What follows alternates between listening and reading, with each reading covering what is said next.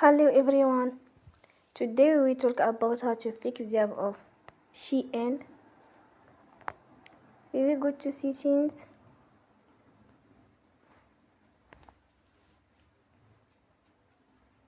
Then we click on apps.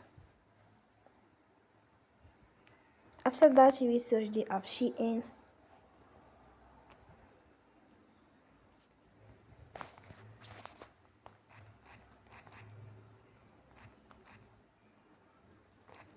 And we click. Then we will unforce stop. After that we will go to storage. Then we click on clear cache. In the end you will turn off your phone and you will recharge your phone again.